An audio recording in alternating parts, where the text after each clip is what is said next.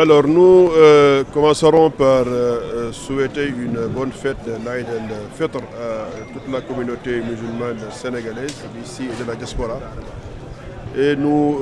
nous réjouissons encore une fois de la qualité du sermon de l'imam. Nous avons remarqué qu'il a été un sermon,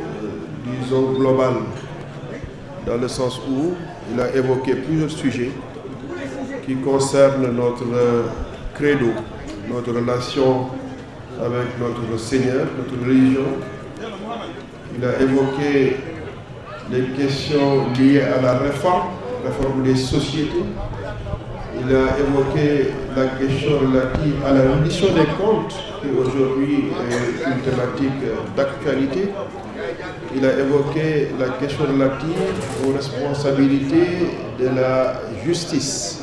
La justice qui a plusieurs responsabilités en termes d'exercice de l'acte de justice. Il a aussi évoqué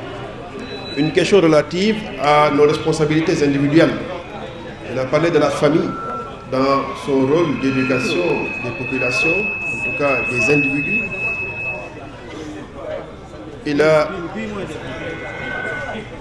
Il a parlé aussi du rôle de l'éducation. Nous savons que les niveaux et étapes d'éducation sont à 3. Il y a l'aspect, en tout cas la partie relative à la famille, à l'éducation individuelle. Il y a l'éducation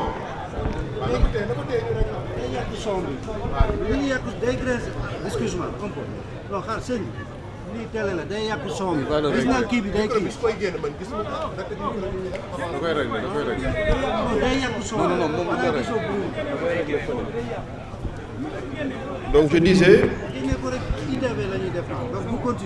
disais qu'il a évoqué les 3 dimensions de l'éducation, celle relative à la famille, donc au niveau individuel, celle relative à l'éducation nationale, qui est une institution qui devra donner de l'éducation à nos enfants, mais il a parlé aussi de l'éducation religieuse, de ce que les mosquées et les lieux de culte doivent avoir comme mission dans l'éducation des populations. Donc c'est en tout cas, c'est un appel, c'est un sermon, comme je l'ai dit, qui a été global. Alors il a fini par un appel assez intéressant qu'il nous faudra tous entendre, surtout de la part de ceux qui sont les acteurs des médias. Alors il a évoqué cette obligation que l'islam fait aux acteurs des médias de transmettre ce qui est utile. On est aujourd'hui dans la course effrénée vers le clic, dans la course effrénée vers l'audience, vers l'audimat. Donc ce qui fait qu'on se permet toutes les digressions, on se permet tous les commentaires, ce qui n'est pas conforme à ce qu'un croyant doit avoir comme comportement. Il a appelé à l'appui, à l'aide que les populations doivent apporter aux autorités, en commençant par réformer leur propre comportement, à respecter les codes, à respecter les règles, et maintenant aux autorités de faire régner la loi. Il a insisté sur un aspect très important. L'islam parle de justice, de qist. L'islam parle d'adl. Donc voilà 2 termes de l'islam qui peuvent résumer tout ce qui est équidistance, tout ce qui est équité, tout ce qui est justice dans l'administration des sociétés. Donc je pense que ce sont des dimensions, en tout cas de ce sermon-là, si elles sont bien comprises, peuvent nous servir de guide d'orientation pour ce qui nous restera de cette année-là. Et comme d'habitude, c'est ce que l'imam nous sert à chaque fois. En tout cas, je recommande à vos médiums de faire passer l'intégralité des sermons, de ne pas en faire de coupures, parce que les coupures souvent dénaturent les propos, et trouver des plages pour faire passer ces communications, pour faire passer ces messages qui peuvent aider les populations à se réformer, mais qui peuvent donner aussi des orientations à nos autorités.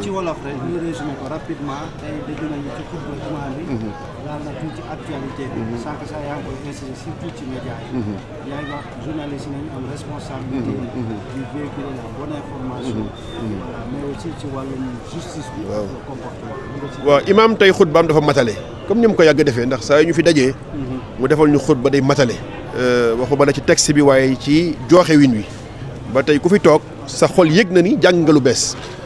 xutba bi dafa indi ay dimension yu bari dimension ñett yi nga xam ni moom la ci njëkk a tudd dafa aju ci wàllu defar jikko yi defar pas-pas yi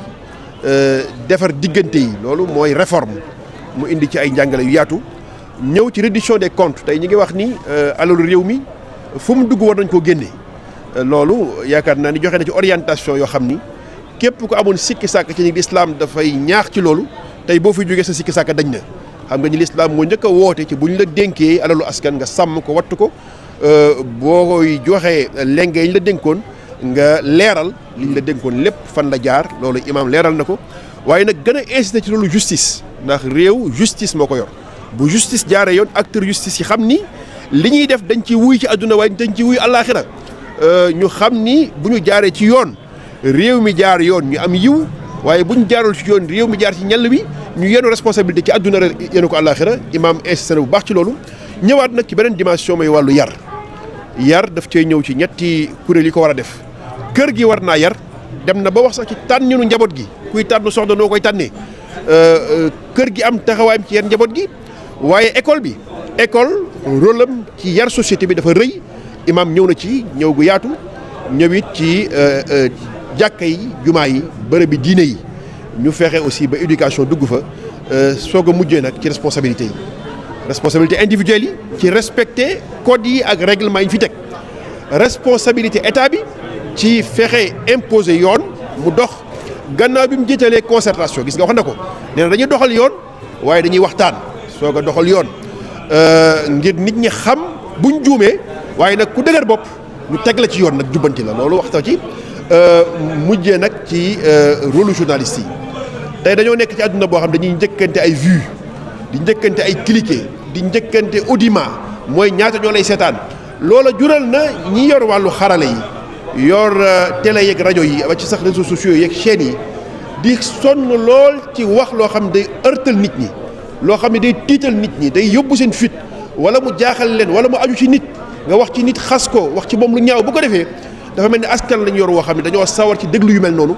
di cliquer yu mel noonu di commentaire ci yu mel noonu bu yàggee nag askan woowu day yàqu waaw askan dañ koy préserver bu dee mënaguñu lu bari ci réseaux sociaux yi te war nañ cee mën dara ndax ay réew yegg nañ ci réguler ko waaye li nga xam ni mooy chaîne yi nga xam ni mooy chaîne médiatique yi nga xam ni état mooy autoriser seen ouverture loolu war na ca mën a am contrôle ci la fay jaar dëppoo cahier de charge mooy la fay jaar jur jàmm askan wi jur dëppook askan wi jur bennoo askan wi loolu nag li ñi dénk régulation am nañ ci taxawaay